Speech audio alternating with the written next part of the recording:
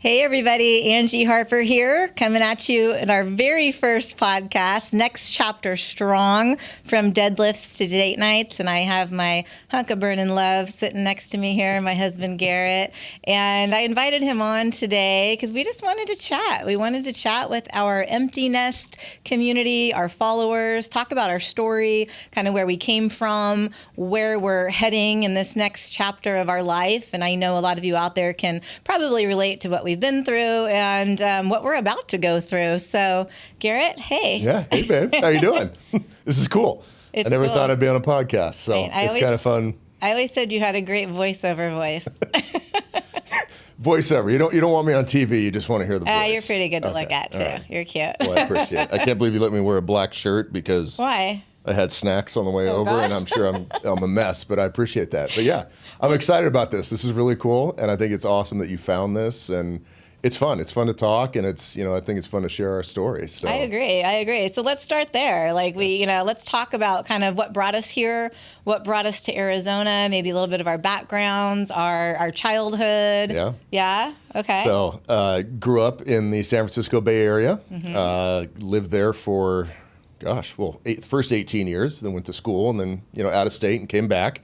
But California was a much different place back then. The same thing. We grew up 20 miles from each other. We did. Used to be an absolutely amazing place to be. And lately it hasn't been. It's a shell of it. I don't even know if it's a shell of its former self, but... that's a whole other podcast. It is. I did love growing up there. The 80s. I'm an 80s kid. The 80s were fantastic. My Star Wars, my Transformers, G.I. Joe, Mask, He-Man. Man, that was awesome. Awesome way to grow up. Concord, the city where I did grow up, was a great place. Yeah. Monty Gardens Elementary, Sequoia, YV, all that stuff. Yeah. Grew up in a house that was, very traditional, very strong family values, very religious. And of course, that impacts, your entire life, obviously, and also impacts how you raise your kids too. But yeah, I loved growing up there, but I'm glad we're not there anymore. Yeah. So I think we had very different childhoods, kind of different upbringings, right? My parents were very young when they got married, had my brother and I. How old? They were 18 and 19, when they had my brother. And then real quick, how long they've been married? They've been married 53 years. Yeah, that's pretty awesome. Right? Yeah, I think. 1970, Yeah. Anyway, and I was a latchkey kid, right? My parents both worked, and so it was my brother and I alone all summer. I was just telling this story to my neighbor the other day. I think nowadays parents are so just worried about keeping their kids busy and, in camps and classes and this and that. And we were bored. And you know what? It's okay to be bored, right? I think we learned resilience. We learned work ethic. My brother and I, even though we fought every single day like crazy, we just learned to figure it out ourselves, right? Breakfast, lunch, and sometimes even dinner I would start before my mom got home from work. So, not raised in a religious environment, at all. My mom was, and so she kind of took a different path with us. And so, you and I definitely have different backgrounds, different childhoods. And I think when we met, you want to tell that story? I do. I want to hit on something real quick though, when you said bored. Yeah. So my mom wouldn't let us say bored. Really? If she said you're bored, we were going to be cleaning toilets. Out, We were going to be, mowing lawns or something like that. And we'll get into this a little bit more, but being bored as a kid drives creativity. Right? Because you're not just going to sit there as a kid. You got too much energy. You got an active mind. And I think boredom is something that a lot of kids miss out on these days. And I know that sounds funny, but boredom leads you to do like what I did. Call my buddy Mark. Mark, let's build a fort in the backyard. Yeah. Because what else are we going to do? Yeah. Right? There is no internet. There's nothing like that. So we're relying on our imagination.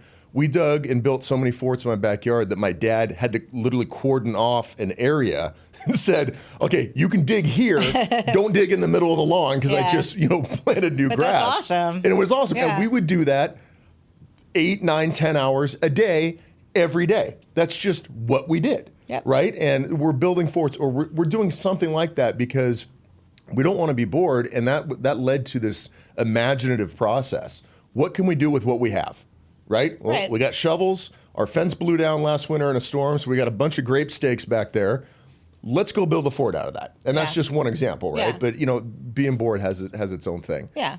Okay. Fast forward to how we met. Yes. Yes. So you were heavily attracted to me, almost stalking me at one point. No, I'm joking. No. So I was working selling fitness equipment, a very lucrative industry. Yes, you were. Boy. And I was an elementary school You were teacher, an elementary school teaching teacher. kindergarten. And I was actually set up with the guy, I was my boss at the time. You were set up with a guy? No. Oh, okay. Sorry, that came out wrong. I was set up by the guy I was working with, Yeah. Jason.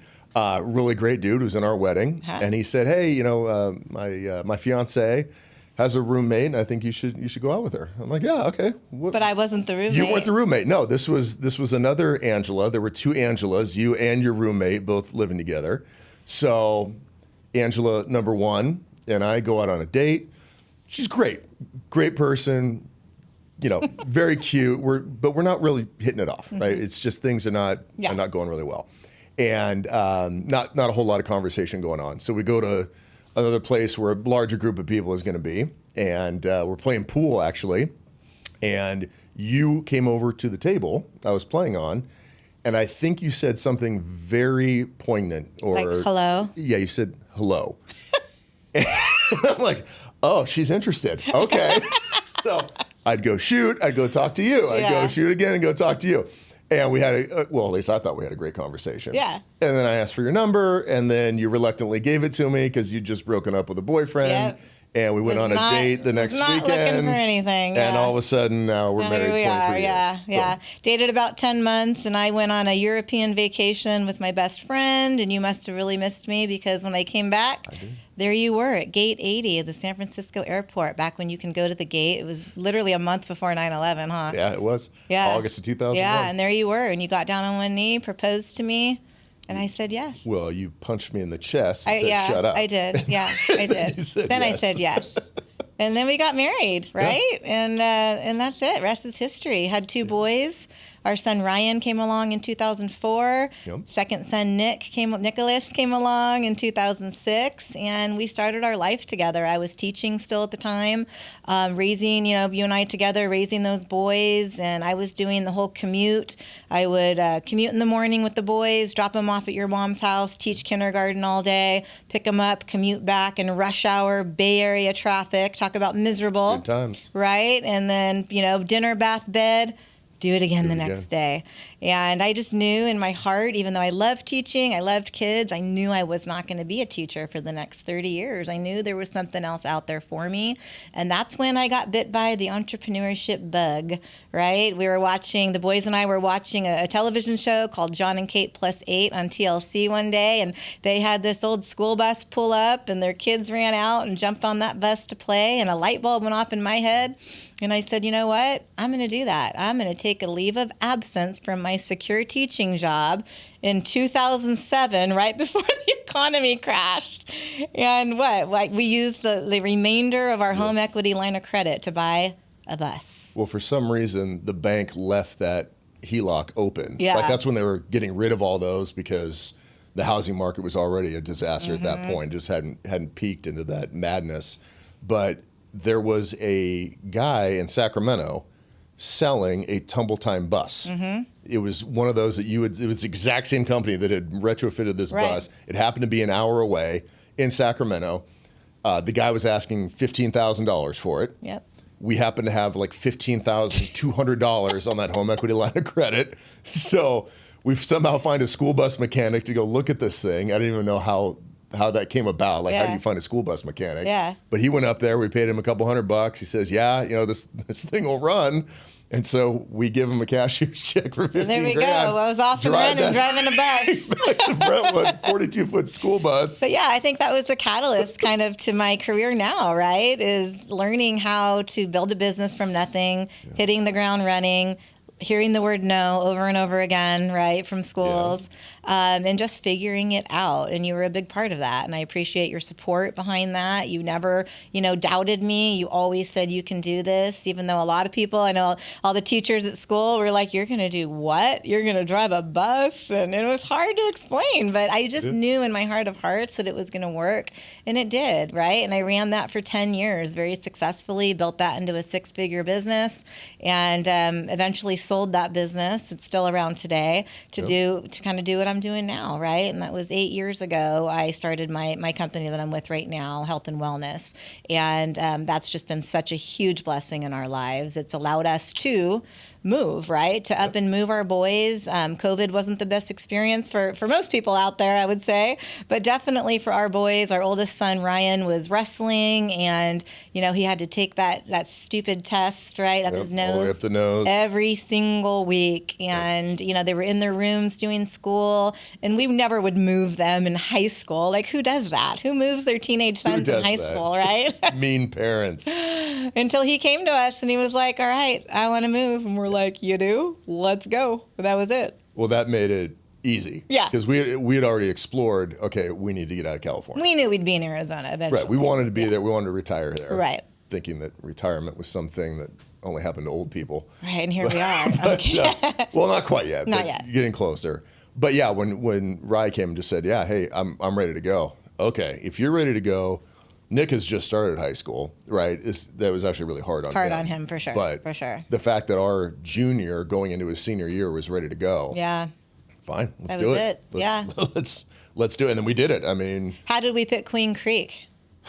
well, that's actually a really cool story. So, coming from California, from the Bay Area, known for being one of the more liberal, progressive places probably on the face of the earth. Our kids are in that high school environment where it's very anti-American. I mean, that's what it is, right? It's anti-tradition. It's anti-American. I wouldn't say anti-American. I mean, would. You It's would? anti-American. Okay. Kids aren't saying the Pledge of Allegiance. They're not standing for the flag. Yes, they didn't You've got have the a flag. flags of other countries in there. Yeah. You're supporting whatever the flavor of the month is, Right. and it's a bunch of nonsense. So we come down here. We actually came down like 7 or 8 times. You came down 8 times. Yeah. I came down 6 times. We looked at every single area in the West greater Phoenix Valley, metropolitan area. West Valley, East Valley, yeah. North, South, all over. We came to Queen Creek early on, had a really good feeling about it, but wanted to look everywhere else. And we came back to Queen Creek and realized, you and I did, this is the place, but let's bring the boys here. Mm-hmm. And so we brought the boys down, and we're driving through, and there's a couple of high schools in Queen Creek, and we went by Queen Creek High School, and in the front window that faces the main parking lot, there's a teacher who had, the Navy Gadsden flag, the "Don't Tread on Me," right up there on the outside of the wall. And Ryan looked at that and said, this is the high school. Yeah. That's all it took. Yeah. Because just to Wait, see you didn't that, look at the test scores? No. You didn't see the football team's record? No. I don't care about any of that, right? I care about a good experience for my kids in a place that represents the values that we have and that they 100%. have. And to see that display, and it's so funny, like why would we be shocked by a display of patriotism? Right. Nobody should ever be shocked by Right. that. But yet we were. Yeah. Because we didn't see that. Yeah. And he didn't see that. And that stood out so much to him. Yeah. Especially with what his goals are in life and his passions. I mean, that resonated with him so strongly. Right. That's all it took. Right. And it turns out it was a great choice anyway. I mean, Great we've met choice. some fantastic people. We've met some great administrators there, great teachers, great coaches. It's been such a great Most fit. importantly, great families. Yeah. I mean, the football families, the Do you ever look cheerleading back and families. think if we hadn't have made the move, like would our boys be doing what they're doing today? So our oldest son enlisted in the Navy, and he went off to boot camp at 18 years old.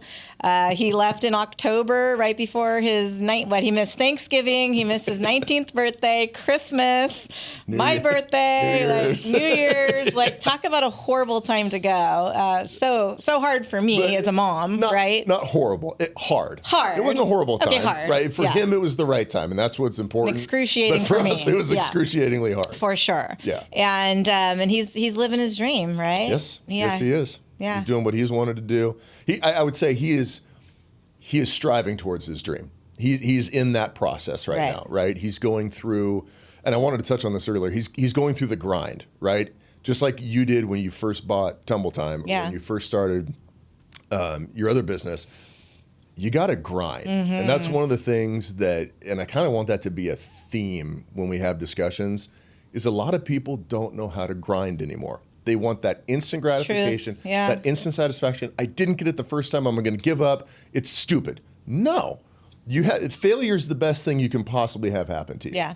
And how you react to failure, whether you embrace it or whether you're fearful of it, is really going to determine whether you're successful in life or not, I think. Right. And the people that can just put their nose to the grindstone, that's where that saying comes from, and just grind it out and figure it out and don't give up no matter what, those are the people that succeed. Yeah. Whether it's a small goal, a medium goal, or a big goal, or a lifelong goal, the people that have that ability to grind are going to be successful. And they're going to be resilient as hell. They're not going to go, they're not going to flow with the wind. They're going to have a very strong foundation, and they're going to have the ability to weather any storm that's thrown at them. Yep. I think. I agree. Okay. So watching him do that has been pretty, I think, motivational for both of us as well, right? 100%. Yeah. And then our younger son, Nick, he graduated last year, and he's off, this year, sorry. He graduated last month. Yeah. Yeah, sorry. That's okay. Okay. And he's off to play football at Northern Arizona University. Yep. Pretty exciting. So, yeah, I think back to if we hadn't made that move, would our boys be doing what they're doing today? And I honestly don't think they would be. I think Rye would. I think Nick would have had some more difficult... More struggles? Choices. Yeah. Yeah. Different things coming at him. Yeah. I think coming here, it really allowed him to focus on... And I really allowed him to discover that, hey, I really do love playing football, right? I love the process. Even in 110 degrees? Even at 110 degrees. Although he did tell me the other day when we were sitting out on the parking lot of the dealership, and it's just, it's like, man, we'd be getting ready to gear up and start summer practice right now. I'm like, I bet you don't miss that. He's like, nah. But again, he got through it. Yeah. It's 110 degrees. Yeah. But it's 110 for everybody in Arizona. Like, who cares? And they're resilient. I think it's made them who they are. Exactly. Do you ever kind of walk around, like when you're walking into a store and just like make eye contact with someone in Arizona and you're like, you're a badass, right? Because we can do this. Like I do. I feel like that. Like we can do this. Not everybody can. I applaud you for doing that. Yeah. I don't necessarily think it's badassery or anything. It's just it is what it is, right? Like, well, we do have air conditioning. Thank God. Yeah. And it's like anything, you get used to it. Right, you live in Florida, it's humid. Yeah. You get used to it. You live here, it's hot. You get used to it, right? Although it still does hit you, like with that first day or two. Right. You're like, dang, it's going to be like this for 4 months. Well, and the boys don't even know it, but they've been a huge inspiration to me in my journey. I recently lost 25 pounds at the age of 50, which was not an easy feat. And of course, when I started my weight loss journey, I wanted to quit. Over and over again because it was hard, right? It wasn't easy. But you always told me something over the years that it finally clicked and I finally started listening because, I was I would fast and skip breakfast and eat a salad for lunch and a, power bar for a snack and sometimes skip dinner. I just wasn't eating enough. And once it really hit me and I started focusing on protein and getting at least 125, if not more, grams of protein a day, something clicked within me, right? And of course, the weight loss system that I used definitely helped as well. And then lifting weights. I had a shoulder injury that prevented me from lifting for years and years and years. Once I got that figured out, it was game on. And once I started lifting weights, that's when my body really started to change, right? And I'm not where I want to be right now. I still have a ways to go. But I think together, and that's kind of the the motivation and the inspiration behind what we're doing right now with Next Chapter Strong, right? Our tagline is from deadlifts to date nights, and you came up with that, and it just really spoke to me because as empty nesters here on July 5th, we're dropping Nick off at college, and that's it. It's you and I, bud, right? Of course, and our 3 pets. We have 2 dogs and a cat, so it's not really an empty nest. And but maybe a iguana or bearded dragon. We're not getting an iguana. No, we're not. But here's the message that I think I want to portray to people because we have friends that are in the same boat, right? And a lot of times what happens when kids go off to college and the empty nest years are here, a couple looks at each other and they say, now what? What do we have in common? Right? Like, what do we like to do together besides going to travel baseball games and football games, right? Besides talking about our kids, like, what do we as a couple have in common. And you and I have had this conversation, right? And we were joking earlier. I'm like, well, it remains to be seen because we're not technically officially empty nest yet. We're what, 15 days away. Yeah. So. But I think we're, is it going to be easy? No.